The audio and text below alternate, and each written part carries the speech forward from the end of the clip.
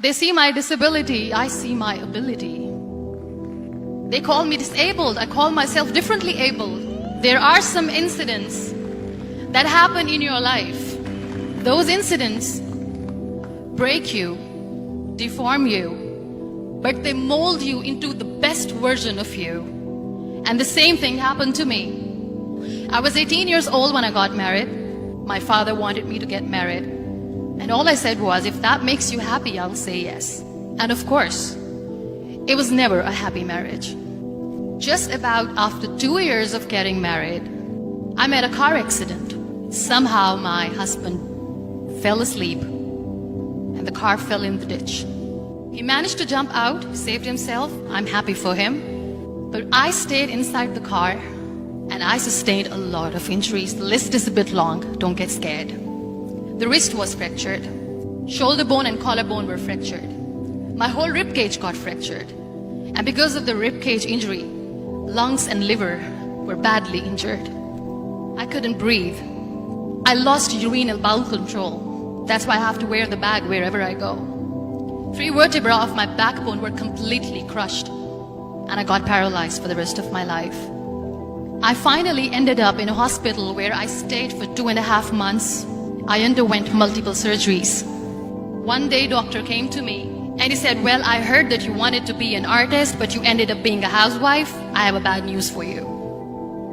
You won't be able to paint again because your wrist and your arm are so deformed, you won't be able to hold a pen again.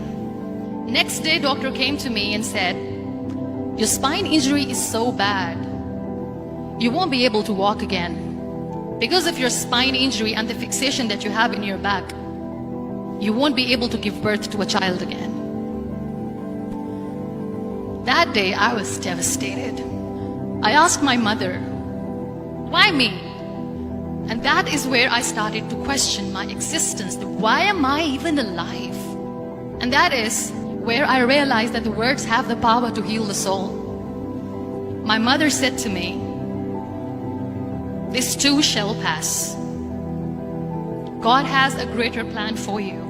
I don't know what it is, but He surely has. And in all that distress and grief, somehow or the other, those words were so magical that they kept me going. One day I asked my brothers, I know I have a deformed hand, but I'm tired of looking at these white walls in the hospital and wearing these white scrubs. I'm getting tired of this. I want to add more colors to my life. I want to do something. Bring me some colors, bring me some small canvas. I want to paint. So the very first painting I made was on my deathbed, where I painted for the very first time. It was not just an art piece or just my passion. It was my therapy. And then I was discharged and I went back home. And I went back home and I realized that I have developed a lot of pressure ulcers on my back and on my hip bone. I was unable to sit. There were a lot of infections in my body, a lot of allergies. So doctors wanted me to lie down on the bed straight for not 6 months, for not 1 year, for 2 years. I was bedridden, confined in that one room, looking outside the window, listening to the birds chirping, and thinking maybe there will be a time when we'll be going out with the family and enjoying the nature. That was the time where I realized how lucky people are. That is the time where I realized that the day I'm going to sit, I'm going to share this pain with everyone to make them realize how blessed they are, and they don't even consider them lucky. That day I decided that I'm going to fight my fears. We all have fears. Fear of unknown, fear of losing people, fear of losing health, money. We want to excel in career, we want to become famous, we want to get money. We are scared all the time. So I wrote down one by one all those fears. And I decided that I'm going to overcome these fears one at a time. You know what was my biggest fear? Divorce. I was trying to cling on to this person who didn't want me anymore, but I said no. I have to make it work. But the day I decided that this is nothing but my fear, I liberated myself by setting him free. And I made myself emotionally so strong that the day I got the news that he's getting married, I sent him a text that I'm so happy for you and I wish you all the best. And he knows that I pray for him today. Number 2 was, I won't be able to be a mother again. And that was quite devastating for me. But then I realized there are so many children in the world, all they want is acceptance. So there is no point of crying, just go and adopt one. And that's what I did. People think that they will not be accepted by the people because we, in the world of perfect people, are imperfect.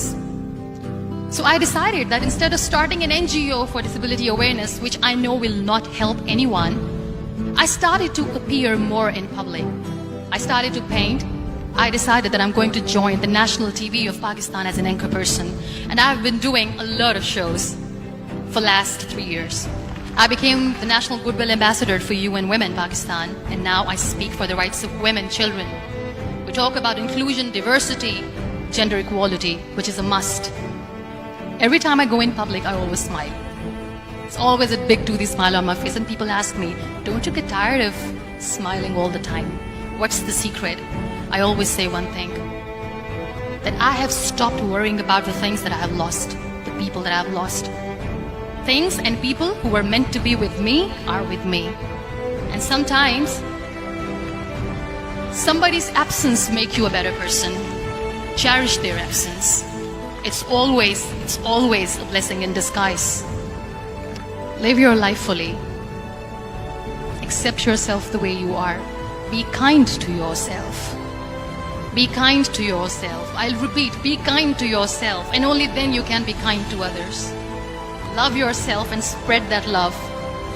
Life will be hard. There will be turmoils, there will be trials, but that will only make you stronger. So when you accept yourself the way you are, the world recognizes you. It all starts from within.